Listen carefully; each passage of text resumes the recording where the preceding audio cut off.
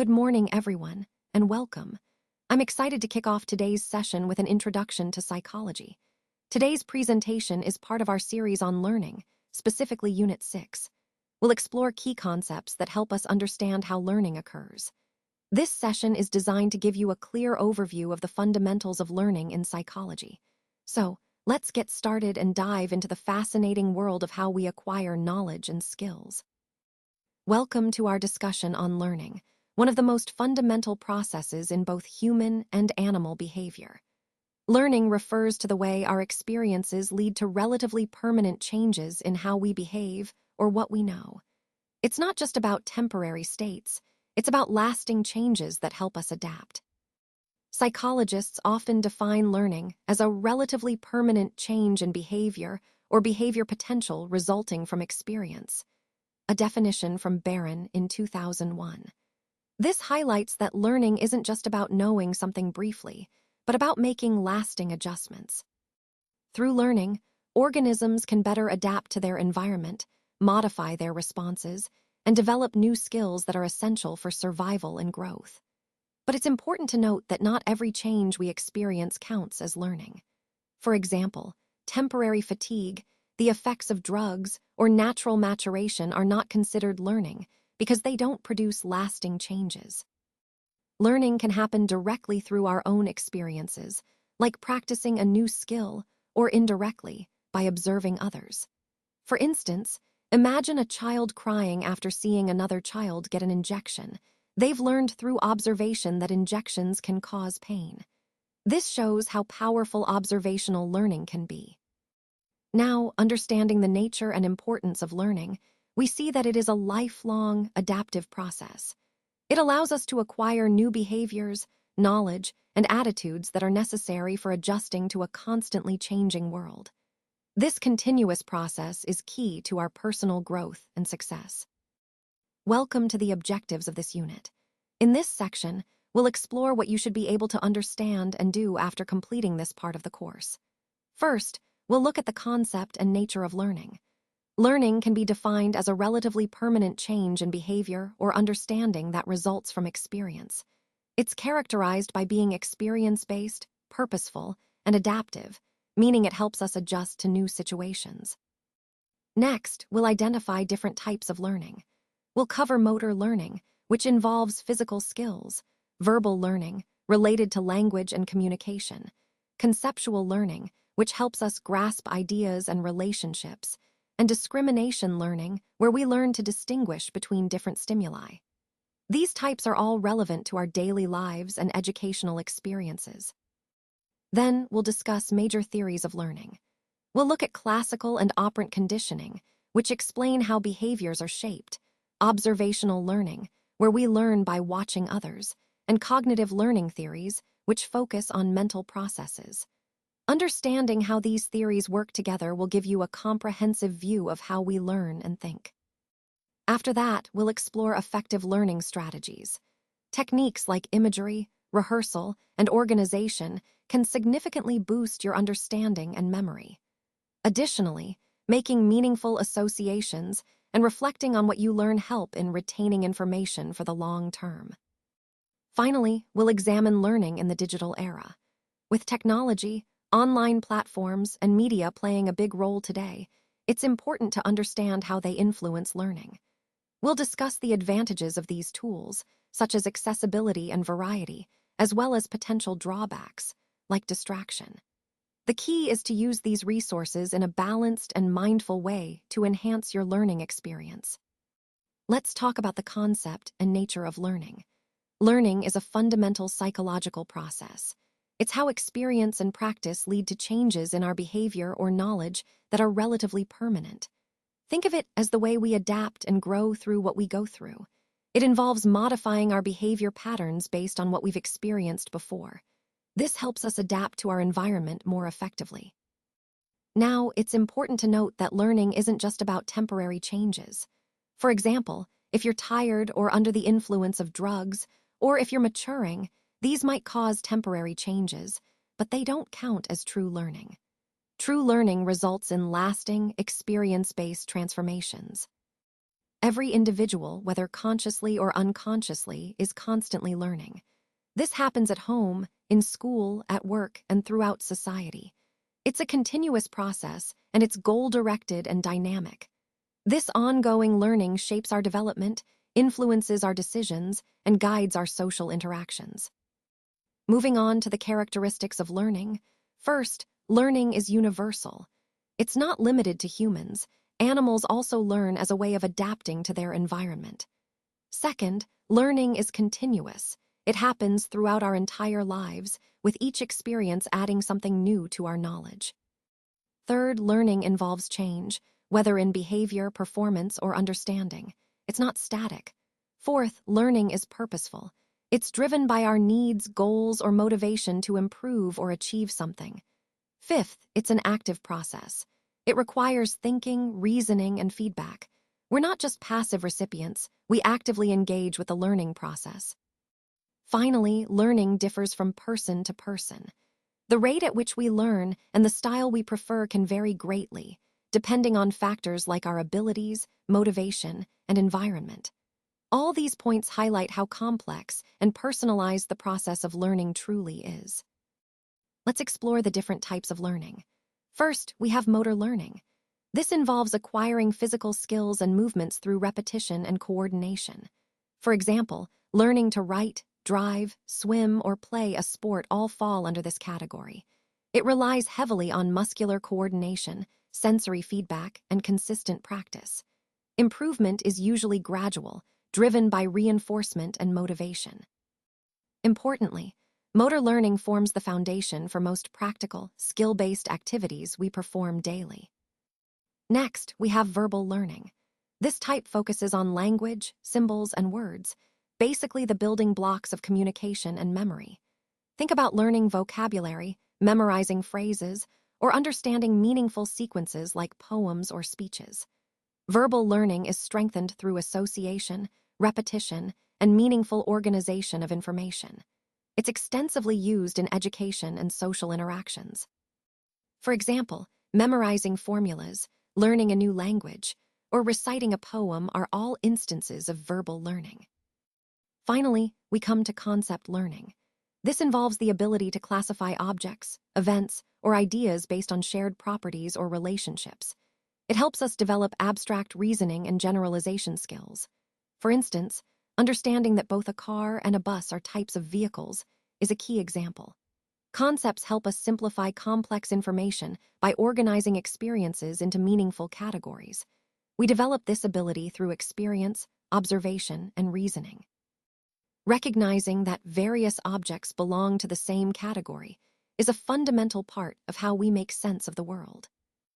Overall, these different types of learning, motor, verbal, and conceptual, are interconnected and essential for developing a well-rounded understanding and skill set.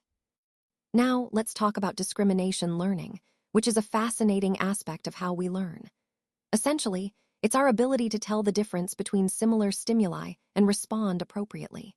For example, think about recognizing your own ringtone among many others, or distinguishing different colors in a pattern test. This skill sharpens our perception and helps us respond more selectively. It's crucial for attention, accuracy, and refining our behavior. Discrimination learning is often used in psychology experiments, especially in sensory and training contexts, because it helps us understand how we differentiate and respond to subtle differences. Understanding these types of learning is also very important for educators, trainers, and psychologists. It helps us design better teaching methods and interventions that cater to various learning needs. Plus, it supports balanced development, covering physical, intellectual, emotional, and social growth. Ultimately, learning isn't just a one-time event. It's a lifelong, multidimensional process involving both behavior and cognition. Different types of learning, motor, verbal, conceptual, and discrimination, all work together to shape how we adapt, communicate, and grow intellectually. Classical conditioning is a fascinating form of learning where a neutral stimulus, which initially doesn't trigger a particular response, becomes capable of producing that response after being paired repeatedly with a stimulus that naturally causes it. It's essentially learning by association. This concept was discovered by Ivan Pavlov, a Russian physiologist, during his studies on digestion in dogs. What Pavlov noticed was quite interesting. Dogs not only salivated when they saw food, but also when they heard footsteps or a bell, which had been associated with the food. This showed that learning occurs when one stimulus predicts another, creating a link in our minds. In Pavlov's famous experiment, he paired the sound of a bell, which was initially neutral, with the presentation of food, which naturally caused salivation. After several repetitions, the dog began to salivate just at the sound of the bell, even without food present. This demonstrated that through repeated pairing, a neutral stimulus can become a conditioned stimulus, eliciting a conditioned response. This experiment beautifully illustrates how learning happens through the repeated association of stimuli, leading to predictable behavioral changes. It's a foundational concept that helps us understand how many behaviors and responses are learned in everyday life. Let's take a closer look at classical conditioning, which is all about learning through association. In this process, we start with some key terms. First, there's the unconditioned stimulus, or UCS. This is a natural stimulus that automatically triggers a response, like food causing salivation. Then we have the unconditioned response, or UCR, which is the natural, unlearned reaction. So in this case, salivation in response to food. Next, we have the conditioned stimulus, or CS. This is a previously neutral stimulus that, after being paired repeatedly with the UCS, begins to trigger a response on its own. For example, a bell sound that initially meant nothing, but after being associated with food, starts to cause salivation. Finally, there's the conditioned response, or CR, which is the learned reaction to the conditioned stimulus. The key idea here is that, through association, an initially neutral stimulus can come to evoke a response that was originally only triggered by a natural stimulus. This process highlights how learning happens by forming connections between stimuli, which is fundamental to understanding behavior and learning mechanisms in psychology. Now let's look at some of the major principles of classical conditioning. First, we have acquisition. This is the process where the association between the conditioned stimulus, or CS, and the unconditioned stimulus, the UCS, is first established. Learning happens gradually as these pairings happen repeatedly. Next is extinction. This occurs when the CS is presented without the UCS over time, causing the conditioned response, or CR, to weaken and eventually disappear. For example, if a dog keeps hearing the bell but no longer gets food afterward, it will stop salivating to the bell. Then there's spontaneous recovery. After a rest or extinction, the conditioned response can suddenly reappear. This suggests that learning isn't completely erased, but is temporarily suppressed. Moving on, stimulus generalization is when an organism responds not just to the specific CS, but also to stimuli that are similar. For instance, a child bitten by a specific dog might start fearing all dogs, not just that particular one. Finally, stimulus discrimination is the ability to tell the difference between similar stimuli and respond only to the specific CS.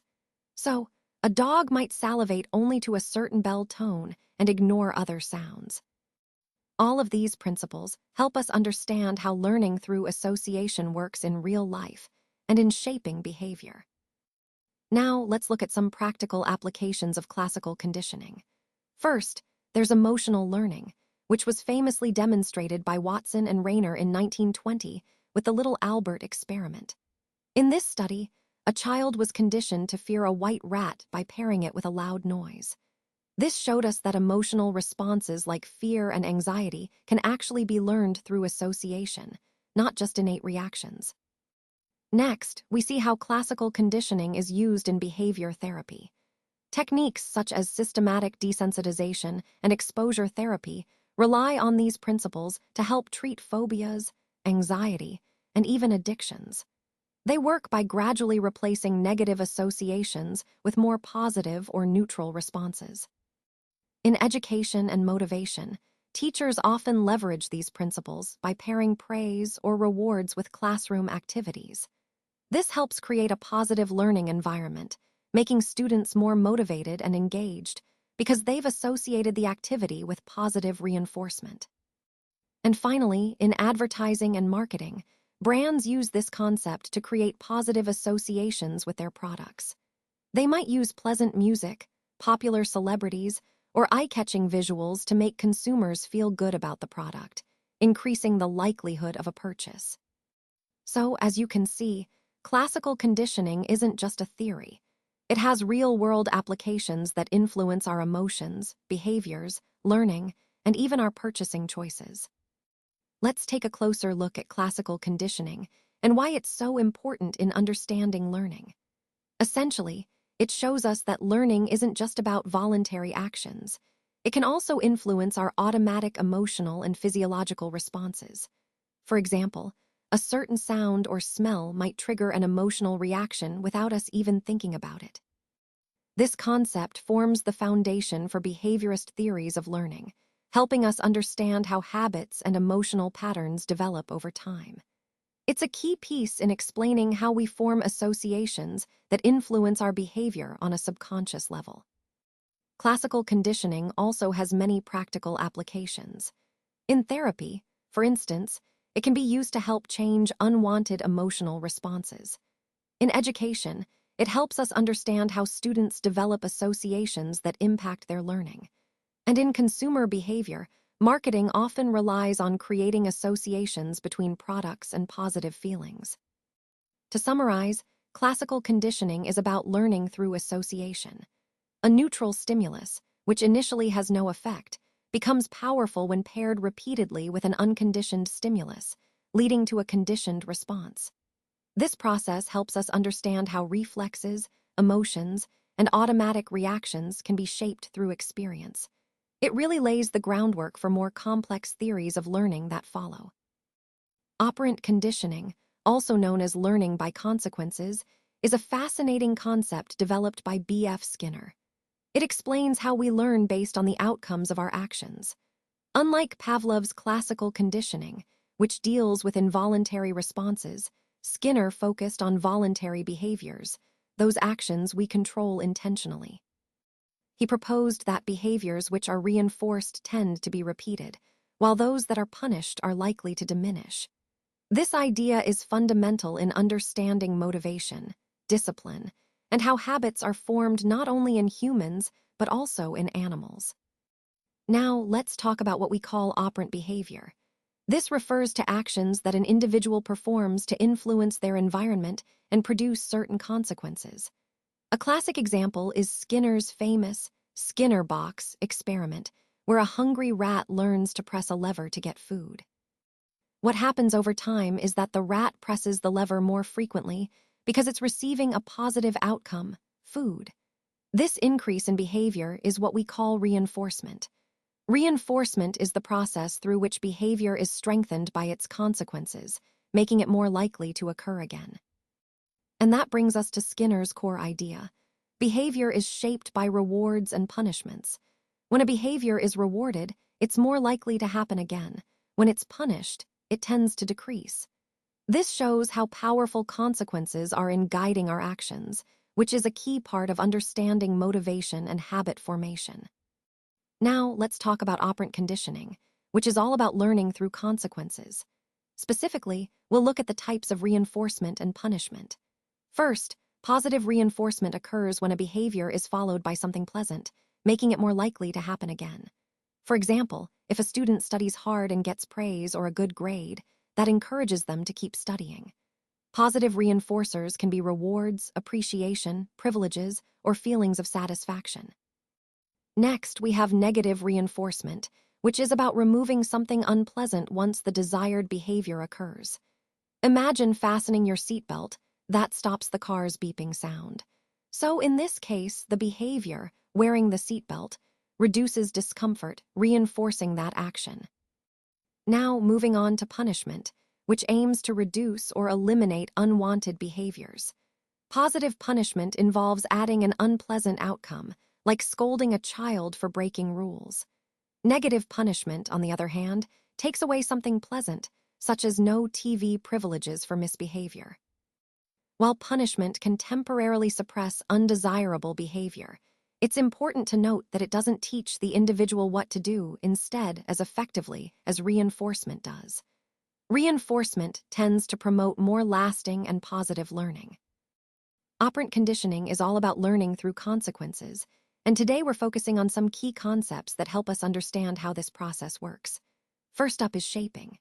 Shaping involves teaching complex behaviors by reinforcing small, successive steps towards the final response. For example, if you're training a dog to roll over, you reward it each time it makes progress, like turning onto its side or lying down, until it finally completes the full roll. This technique is widely used not just in training animals, but also in education and therapy to help shape new behaviors. Next is chaining. Chaining is about linking a series of simple behaviors into a sequence that results in a more complex action. Think about teaching a child to brush their teeth. They start with picking up the brush, then applying the toothpaste, brushing, and finally rinsing. Each step is reinforced as they master it, and together, these steps form a chain that leads to the complete task. Chaining helps break down complicated behaviors into manageable parts. Finally, we have the concept of a discriminative stimulus. This is essentially a cue or signal that tells the individual whether a behavior will be reinforced or not. For instance, a child might learn that raising their hand in class will get the teacher's attention. In this case, raising the hand becomes a discriminative stimulus. It signals that a certain behavior will likely lead to a positive outcome. Recognizing these cues is crucial because they guide behavior in everyday situations.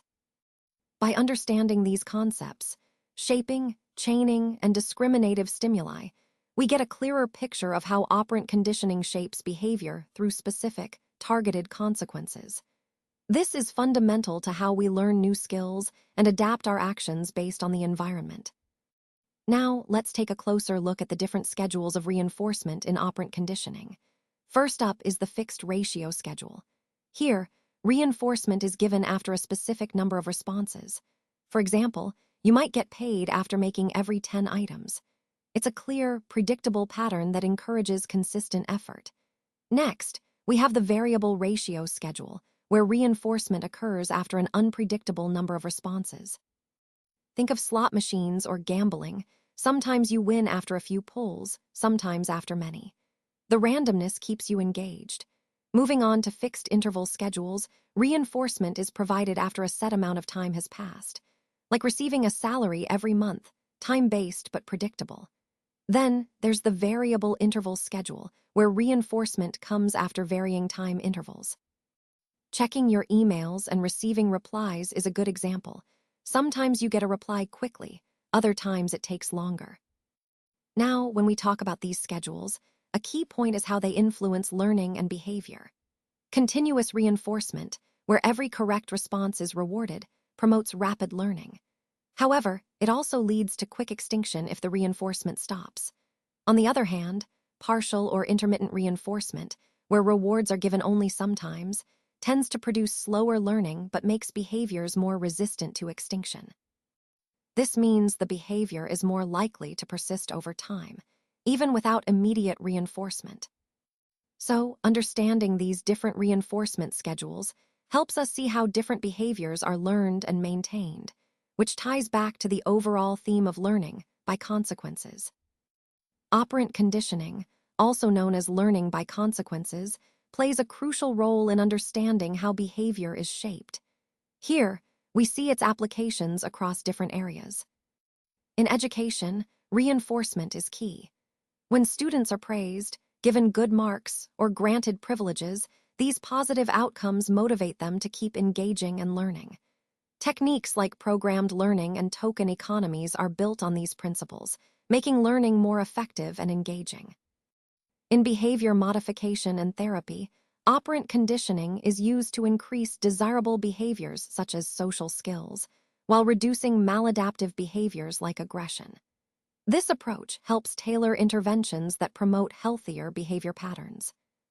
In workplaces and training environments, reward systems are employed to boost performance, improve attendance, and increase productivity.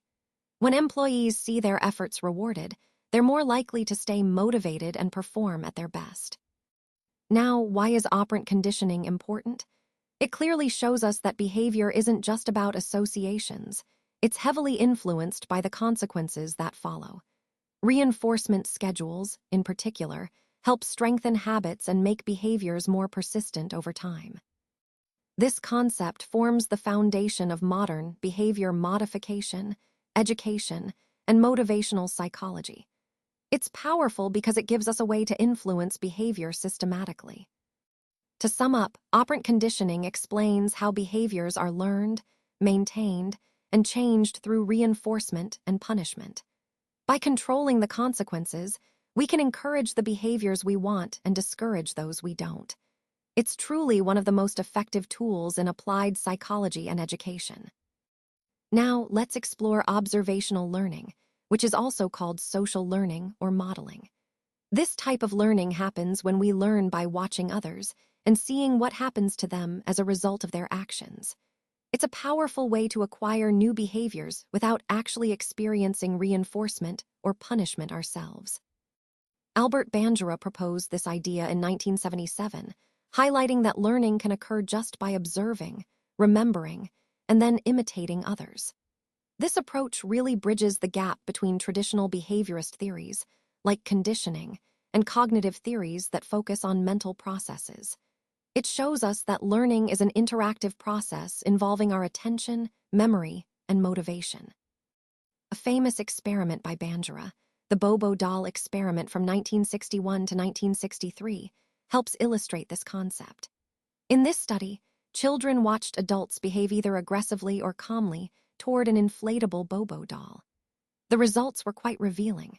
Children who observed aggressive behavior were more likely to imitate that aggression themselves, while those who saw non-aggressive models showed less or no aggressive behavior.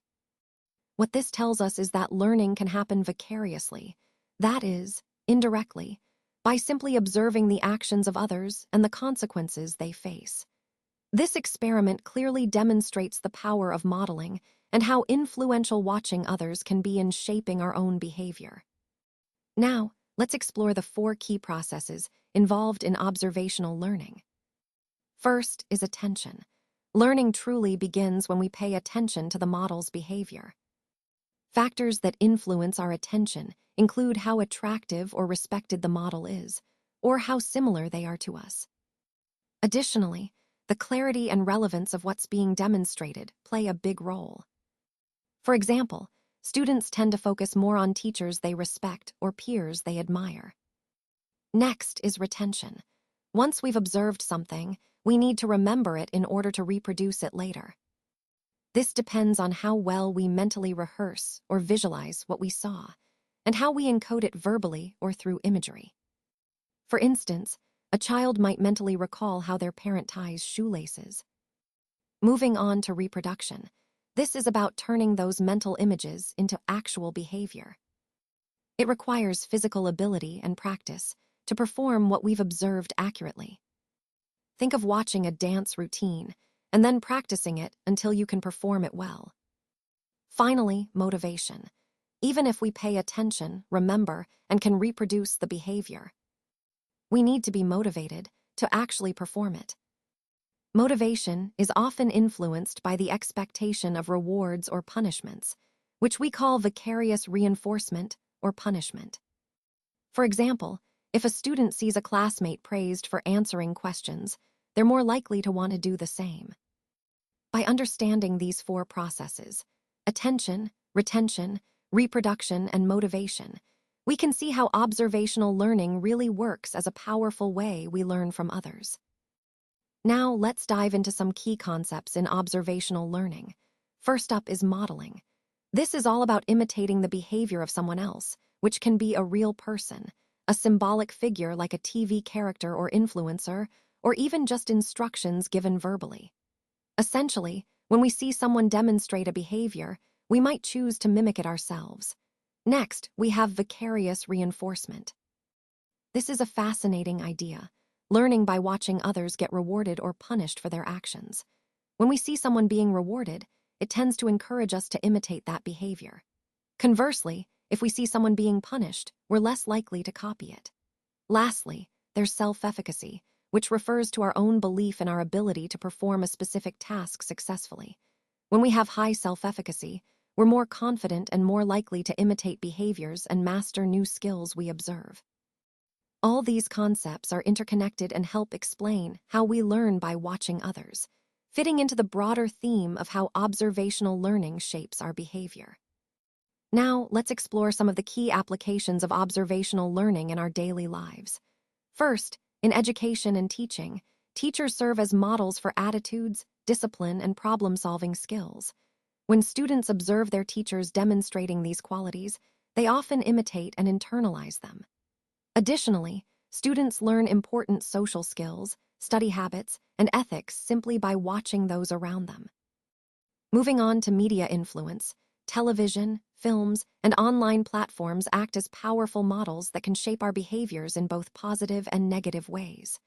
For example, pro-social shows that promote cooperation and kindness can encourage similar behaviors in viewers.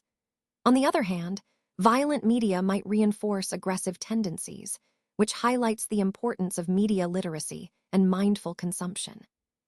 Next, in parenting and socialization, children learn manners, emotional regulation, and moral values by observing their parents and elders. These observations help them develop their own social and emotional skills over time. Finally, in therapy and counseling, modeling techniques are often used to help clients overcome fears or develop new coping strategies. For example, through social skills training, therapists demonstrate behaviors that clients can then imitate, making the learning process more effective. Overall, observational learning plays a vital role across many areas of our lives, influencing how we acquire new skills, attitudes, and behaviors. Now, let's explore some practical applications of observational learning. First, in education and teaching, teachers serve as models for students, demonstrating attitudes, discipline, and problem-solving skills. When teachers model these behaviors, students tend to imitate and internalize them. Additionally, students learn important social skills, study habits, and ethical values simply by observing their teachers and peers. Moving on to media influence, television, movies, and online platforms act as powerful models that can shape our behavior. For example, pro-social shows that promote cooperation and kindness can encourage positive social interactions. Conversely, violent media might reinforce aggressive tendencies, so it's important to be aware of what content we consume. In terms of parenting and socialization, children learn manners, emotional regulation, and moral values largely by observing their parents and elders. This observational process helps them develop their own social competence and character. Finally, in therapy and counseling, modeling techniques are used to help clients overcome fears or develop new coping strategies. For instance, through social skills training, clients can learn effective ways to interact or manage anxiety by observing and practicing modeled behaviors. All these applications highlight how observational learning plays a vital role in many areas of our lives, reinforcing its importance in understanding human behavior and development.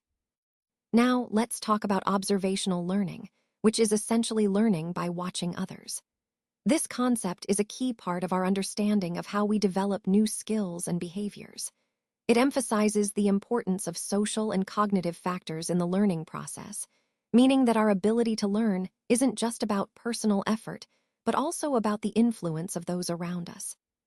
What's fascinating is how people can acquire complex behaviors without having to experience everything firsthand. For example, we often learn social norms, moral values, or even how to perform certain tasks just by observing others, whether through direct interaction, media, or cultural practices. This type of learning also promotes self-regulation, helping us control our impulses, develop moral reasoning, and become more adaptable in different situations. It recognizes the powerful role of role models, media figures, and cultural influences in shaping our behaviors and attitudes. To sum up, observational learning shows us that we can internalize behaviors and values simply by observing and imitating others. It involves key processes like paying attention, retaining what we see, reproducing the behavior, and being motivated to do so. Essentially, it highlights that learning is a social and cognitive process rooted in observation and imitation, shaping who we are and how we interact with the world around us. Let's explore cognitive learning, focusing on insight and latent learning. Unlike behaviorists who saw learning as just forming simple stimulus-response connections, cognitive learning emphasizes that our mental processes play a crucial role.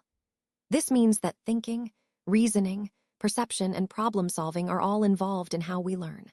When we acquire knowledge, we're actually processing information, creating mental representations, and understanding how different events relate to each other. This approach views the mind as an active system. It's not just reacting passively, but interpreting and organizing experiences.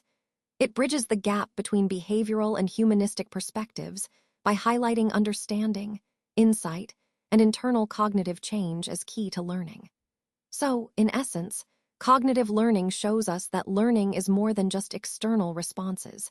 It's about what happens inside our minds. Let's talk about cognitive learning, specifically insight and latent learning.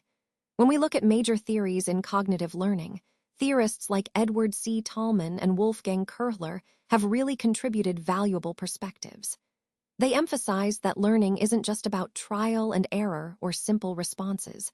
It's about understanding and awareness. Focusing on Tolman's theory of latent learning, this idea was proposed back in 1932. Latent learning refers to learning that happens without any immediate reinforcement or obvious behavioral change. What's fascinating is that this learned knowledge stays hidden, what we call latent, until there's a motivation or a reason to use it. This concept really challenges the traditional behaviorist view, which suggests that learning always requires reinforcement. Instead, Tolman's idea shows us that people and animals can learn things in the background without any immediate reward, but that knowledge can become useful later when needed. So, in essence, latent learning highlights that understanding and mental processes play a crucial role in how we learn, not just rewards or punishments. It's a key piece of the puzzle in understanding the broader picture of cognitive learning. Now, let's look at Tolman's experiment with rats, which really highlights the concept of cognitive maps. Tolman divided the rats into 3 groups and placed them in a maze. The first group received food every time they reached the end, so they were reinforced. The second group never received food, and the third group didn't get any food for the first 10 days, but then started receiving it from day 11 onward. What's fascinating is what was observed with the third group. Once the food was introduced, these rats suddenly showed a rapid improvement in navigating the maze. This suggests that they had actually learned the layout of the maze during those initial unrewarded trials. They had formed what we call a cognitive map, an internal mental representation of the maze, even without any immediate reinforcement. This leads us to an important conclusion. Learning can happen without reinforcement. In other words, the rats had already learned the maze, but they only demonstrated their knowledge when motivation, like food, was present. It shows that behavior is often a reflection of prior learning, which might not be immediately visible. Now, moving on to the implications of latent learning. This experiment demonstrates that mental processes, such as forming expectations or mental maps, are integral to learning itself. Reinforcement, then, influences how quickly or whether we perform certain behaviors, but it's not necessary for the learning to occur in the first place. We can retain information even if we don't show what we've learned right away. So overall, latent learning emphasizes that much of what we learn is stored in our minds, ready to be expressed when the right motivation or circumstances come into play. This challenges the traditional idea that reinforcement is the only way to solidify learning and highlights the importance of cognitive processes in understanding human and animal learning. Now, let's explore Köhler's theory of insight learning. First, the concept of insight learning was introduced by Wolfgang Köhler in 1925, who was a Gestalt psychologist. He proposed that learning doesn't always happen gradually through trial and error, but often through sudden realizations. Insight involves perceiving the whole situation at once, which leads to an instant understanding of the solution. It's like suddenly seeing the big picture rather than piecing things together slowly. Moving on to Köhler's famous experiments with chimpanzees. He placed chimpanzees in problem-solving situations, such as trying to get a banana hanging just out of reach. The chimps had available boxes and sticks.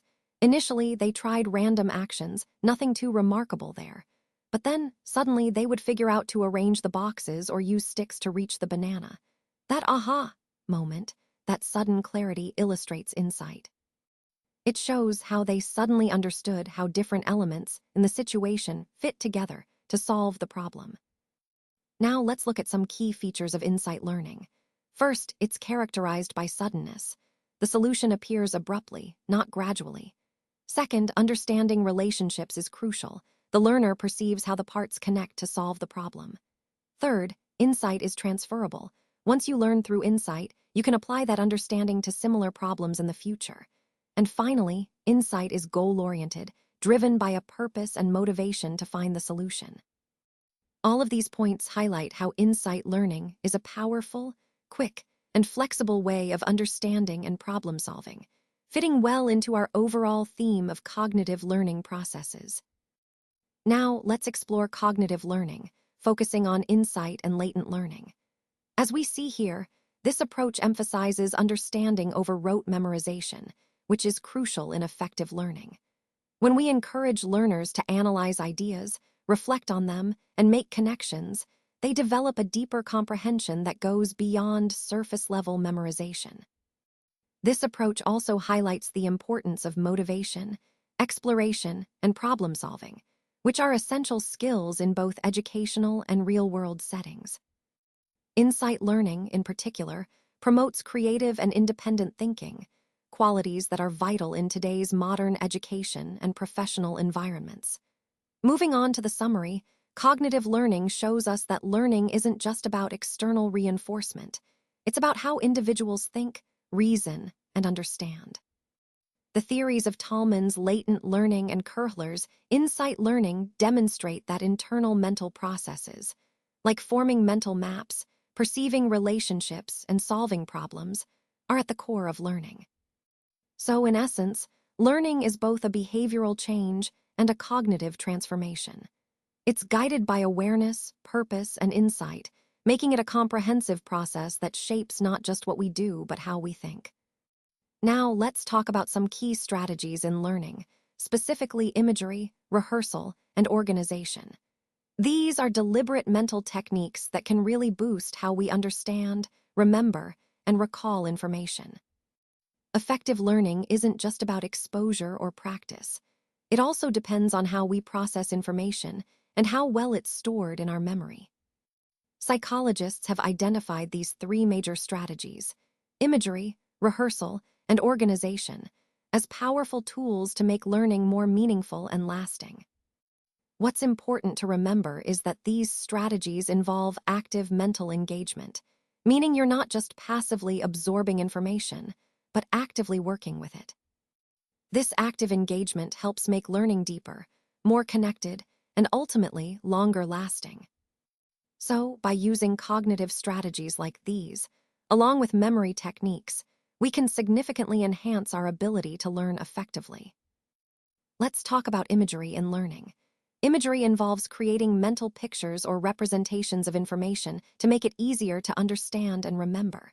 When we translate words or concepts into images, we engage both our verbal and visual memory systems, which helps strengthen our recall. For example, if I ask you to remember the word mountain, you might picture a tall, snow-covered peak in your mind. This dual encoding, combining visual and verbal, actually improves our learning because it gives us two ways to remember the same idea. Now, where can we apply imagery? It's especially useful for remembering lists, spatial information, and processes. Imagine trying to recall steps in a science experiment. Visualizing each step can make the process stick in your mind better. It's also great for language learning, science visualization, and math concepts. Plus, it encourages creativity and imagination, making the learning process more engaging. So, how can we use imagery effectively? First, it helps to use vivid, colorful, and exaggerated images because the more distinct they are, the easier they are to remember. Also, linking new information to familiar visual anchors can create mental shortcuts. And don't forget to create mental movies. Imagine a sequence of actions or processes as if you're watching a short film. This technique makes complex information more memorable and easier to recall later. Let's talk about rehearsal, which is a key strategy in learning. Rehearsal involves consciously repeating information to keep it active in our memory and help transfer it into long-term storage. It's one of the most effective ways to consolidate what we've learned, especially when dealing with verbal material. There are different types of rehearsal. First, we have maintenance rehearsal, which is simply repeating information without really considering its meaning. Think of it as rote learning. For example, repeating a phone number until you dial it. While this keeps the information active in short-term memory, it doesn't always lead to long-term retention. Then there's elaborative rehearsal. This method involves understanding, connecting, and organizing information in a meaningful way. It promotes deeper learning and helps us remember things longer. For instance, relating a new psychology concept to a real-life situation or something you've studied before. The importance of rehearsal can't be overstated. It helps strengthen our memory traces and improves our ability to recall information. It also boosts our attention, concentration, and comprehension. Most importantly, it encourages us to process information actively, rather than passively just trying to memorize it. In essence, rehearsal is a powerful tool for making learning more effective and durable. Let's talk about strategies in learning, specifically imagery, rehearsal, and organization. Today, we'll focus on organization, which is all about structuring knowledge for better recall. When we organize information, we're essentially arranging it into logical and meaningful categories or hierarchies. This makes it much easier for us to store and retrieve that information later on. Think of it this way: when we organize data, we create interconnections and frameworks in our memory. These connections help us access the information more efficiently when needed. Now, there are several common forms of organization. One is categorization, where we group items by similarity or theme, like sorting animals or fruits. Another is chunking, which involves combining smaller pieces of information into larger, meaningful units, like breaking a long number into smaller parts so it's easier to remember.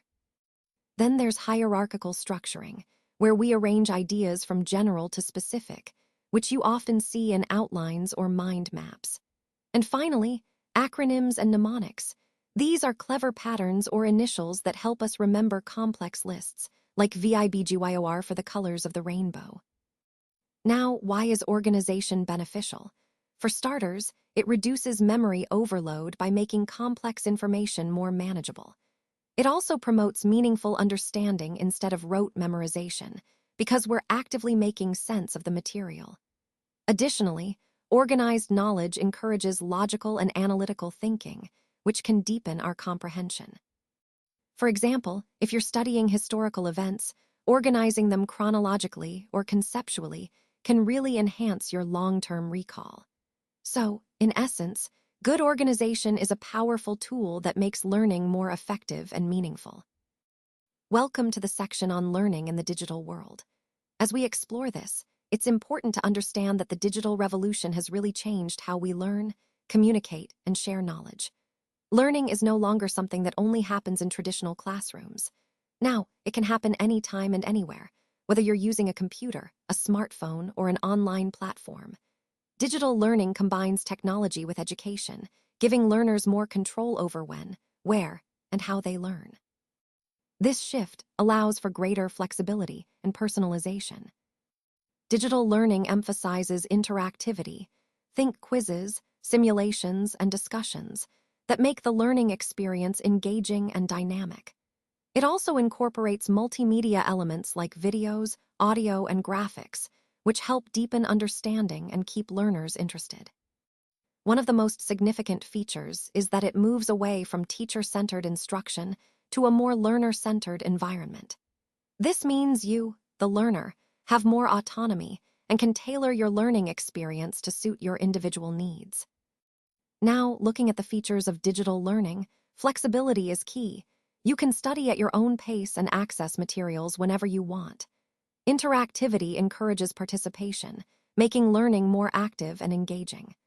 Personalization ensures that the content adapts to your progress and preferences, which can boost motivation and effectiveness. And finally, the multimodal experience, combining text, audio, video, and graphics, provides a richer, more immersive way to understand and retain information. Overall, digital learning is transforming education into a more accessible, engaging, and personalized journey for every learner. Welcome to our discussion on the advantages of digital learning. First, let's talk about accessibility and inclusivity.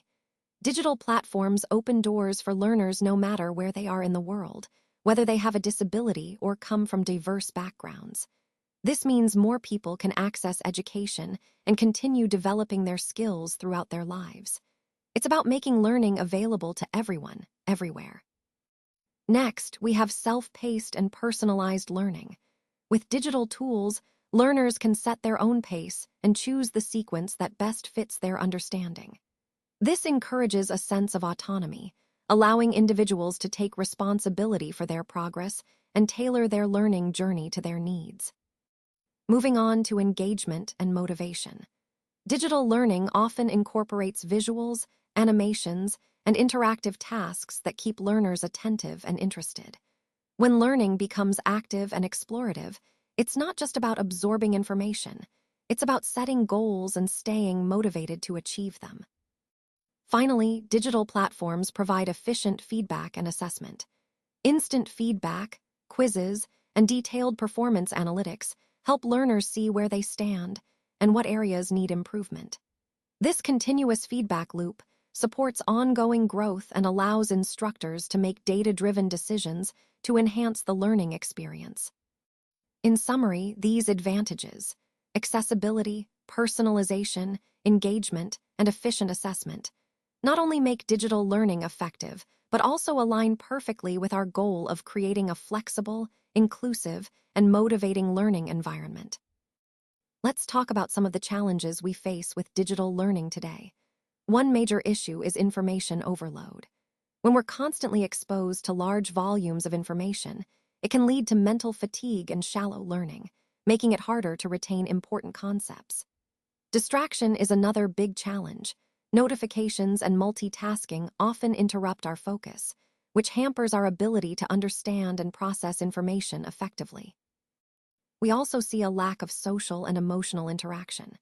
Reduced face-to-face communication can limit our empathy, teamwork skills, and motivation, which are essential for a well-rounded learning experience. Additionally, there's the issue of inequality in access and digital literacy. Not everyone has the same opportunities. Some students face a digital divide due to limited access to technology, skills, or reliable internet, which can widen educational gaps. Another concern is superficial learning and dependence.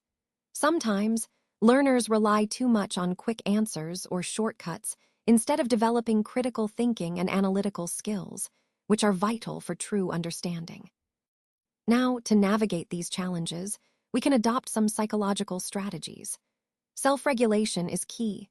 Planning, monitoring, and evaluating our study habits helps us stay on track.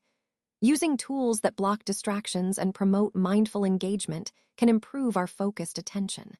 Setting clear goals and reflecting on our progress allows us to stay motivated and assess what we've learned effectively. It's also important to balance digital tools with traditional study methods, which can deepen our understanding and prevent dependence on superficial learning. Finally, leveraging collaborative tools like forums, group projects, and peer interactions can keep us motivated and connected socially, even in a digital environment. These strategies collectively help us make digital learning more effective, engaging, and meaningful. Let's take a moment to reflect on the key takeaways from Unit 6. As we've discussed, learning is a dynamic and lifelong process. It involves more than just acquiring information. It's about behavioral change, understanding, and adapting to new situations. We explored different ways in which learning occurs. For example, Pavlov showed us the power of association, how we can learn through connections between stimuli. Skinner emphasized the role of consequences and reinforcement in shaping behavior. Bandura highlighted the importance of observation, or learning by watching others, while Köhler and Tolman introduced us to the idea of insight, those sudden realizations that lead to understanding. Effective learning, as we've seen, combines behavioral reinforcement, social influences, and cognitive understanding.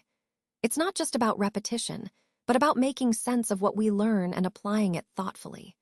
Strategies like imagery, rehearsal, and organizing information help deepen our retention and comprehension, making learning more meaningful. The digital revolution has opened up incredible new opportunities for learning. Online resources, interactive tools, and instant access to information. But with these advancements comes the responsibility to engage mindfully and find a healthy balance so that technology enhances rather than distracts from our learning process. Finally, the most important insight is that learning remains the cornerstone of human progress. It shapes who we are and how we adapt to an ever-changing world. By understanding how we learn, why we learn, and how technology is reshaping that process, we can become more adaptive, reflective, and lifelong learners, prepared for the challenges and opportunities of the modern era. Thank you so much for watching. If you enjoyed the content today, please don't forget to give a thumbs up and hit the bell subscribe button so you won't miss any of our future videos. Remember, your support helps us create more valuable and engaging content. I'd like to thank the team, Skills Sapphire, for their hard work in bringing this presentation together. We really appreciate your time and attention. Thanks again, and see you next time.